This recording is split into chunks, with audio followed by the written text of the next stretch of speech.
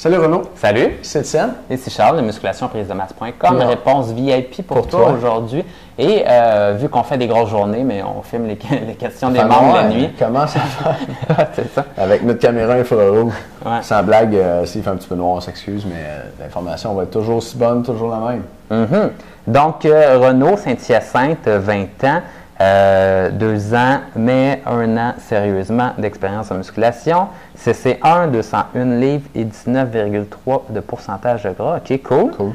Salut les gars, j'ai plusieurs questions sur la musculation à poser, mais j'aimerais tout d'abord vous féliciter pour votre site internet formidable qui a changé la manière de s'entraîner de beaucoup de gars. Merci beaucoup. Merci. C'est vraiment gentil.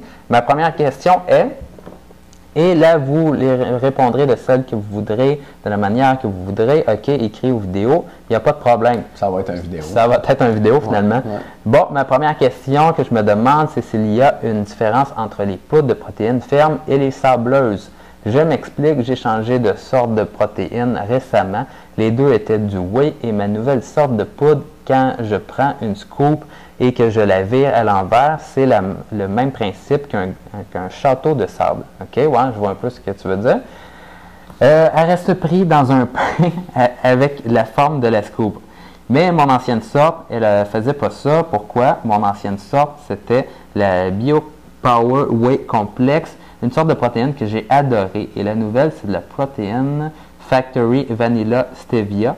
OK? Vraiment moins bon. Goût, coût, odeur et mélangeur. Et elle fait l'effet gâteau de sable que je décrivais plus tôt. OK, on va répondre à ça en premier. Toi, as-tu quelque chose à dire là-dessus, Charles? Moi, je te dirais, vite comme ça, ça serait au niveau de l'humidité de la poudre. Exactement. Ouais, exactement. Si la poudre, dans le fond, ça dépend comment ils l'ont mis dans le pot, puis si c'était bien humide à l'usine, mais ça dépend aussi si c'est bien humide chez toi. Mais habituellement, ça va être l'humidité qui va faire la différence là-dessus. En fait, moi, je serais tenté de dire que la poudre de Protein Factory est peut-être plus fraîche. Tu sais, tes poudres de protéines, toi, idéalement, il faut que ça soit conservé au sec, c'est sûr. Si elle a tendance à être comme motonneuse, là, ça, c'est mauvais signe. Mais une poudre, des poudres vraiment vieilles, moi, j'ai des sacs, tu sais, j'en ai acheté de la protéine, j'en ai essayé 10 sortes différentes. J'ai des vieux sacs de poudre de protéines, puis ce qui se passe, c'est que ça devient quasiment la poussière, tu sais, tu souffles dessus, puis elle part dans les airs. Puis quand tu verges, justement, tu sais, elle se défait toute, mais j'ai l'impression qu'elle est comme rendue sèche. T'sais. Fait que là, oui, elle se défait d'une shot, mais dans le fond, elle est comme quasiment passée date. En tout cas, plus la chance de passer date. Alors que, pense à, mettons, du lait ou du fromage. Genre, si c'est plus frais, ça va avoir tendance à se tenir ensemble.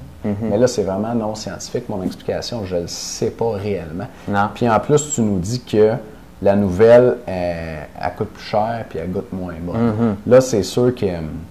Il faudrait voir qu'est-ce qu'il y avait dans l'autre. Ça se peut qu'il ait mis des saveurs artificielles puis des sucres artificiels à goût bonne, mais dans le fond, la qualité est pourrie. Chez McDo, des fois, ça goûte bon, mais ça ne veut pas dire que c'est nutritif. Fait que moi, c'est un compromis. Là, mon expérience avec Protein Factory, c'est qu'ils ont des bons produits. Si tu n'aimes pas ça, puis si tu vois qu'elle se mélange pas bien, puis tout, reviens à ton ancienne. C'est quand même important que tu aimes ce que tu prends. Oui, absolument, parce que ça fait quand même une différence au niveau de ton absorption. Là, si tu le bois, tu fais « Oh, je me sens mal » ou quelque chose que tu bois puis tu le bois bien. Tu sais, des fois, là, on mange de la junk, là, mais elle va être mieux assimilée puis ça va te faire moins de problèmes que vraiment manger des choux de Bruxelles si tu n'aimes vraiment pas ça. Puis à ce moment-là, tu vas avoir des crampes le lendemain puis tu te dis hey, « c'est santé les choux de Bruxelles », mais tu sais, tu as des crampes, ça ne fait pas vraiment améliorer ta santé. C'est pas si santé que ça, Fait que tiens-toi-en à ça à ce moment-là. Ma deuxième question concerne la BioX Power Whey Complex. Je me demande qu'est-ce qu'elle a de plus que l'isola normal. OK.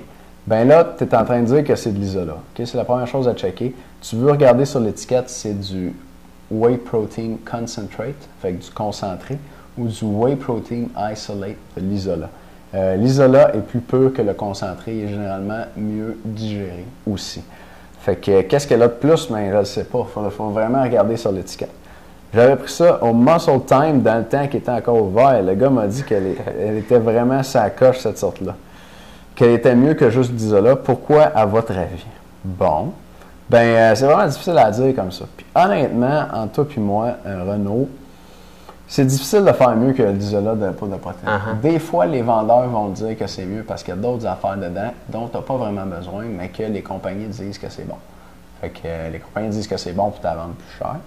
Parce que plus ils mettent de stock dedans, mais plus ils peuvent la vendre cher. Mais dans le fond, si tu as beaucoup de whey avant puis après ton entraînement, comme on te recommande, tu n'as pas vraiment besoin d'avoir d'autres choses dedans.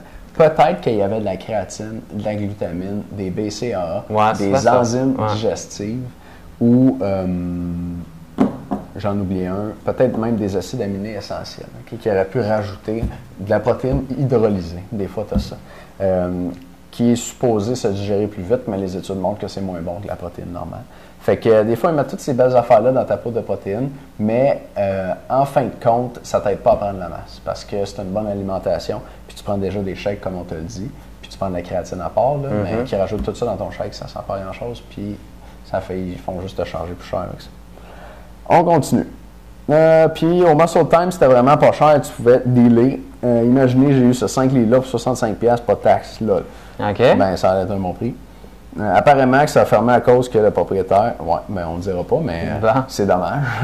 C'est dommage. Si tu avais un bon magasin, écoute, c'est vraiment dommage. OK, aussi, je n'avais jamais entendu parler de la Weight Gainer. C'est possible d'en parler avec les pour et les contre. On en a parlé la semaine passée. Ça tombe bien. Fait que tu peux aller voir ça. Si tu ne vois pas la vidéo, là, à cette heure, tu peux faire une recherche. Sur notre site, dans la colonne de droite qui est là pour toi, tu as un petit champ de recherche, tu tapes Weight Gainer là-dedans, ça va sortir. Puis on en a parlé une couple de fois du Weight Gainer, fait que tu vas voir ça là. Quatrième et dernière question, oui, donc Charles. C'est bon. Quatrième et dernière question. Je voudrais savoir si ma recette avant-après training est correcte. Je prends mes 40 grammes de protéines avant et après le training avec du Quick en poudre. OK, ben ouais, c'est bon ça. Je mets environ la moitié de ma scoop de protéines en poudre de Quick. C'est-tu correct ça ou si c'est pas du bon sucre le Quick? Le Quick, c'est du super bon sucre. C'est du super bon sucre. Ça goûte bon en plus. Ben ouais. Et pour finir, c'est-tu normal qu'après avoir pris mon shake de protéines après le training, je n'ai plus faim du tout? Dans le sens que je prends du temps avant que j'ai refaim pour le souper. Ben la vérité, c'est que quand même, il y a pas mal de calories dans ton shake, puis que les protéines ont cet avantage-là, surtout pour les gens qui veulent perdre du poids, mais ça soutient quand même pas mal de manger des protéines. Fait que c'est normal.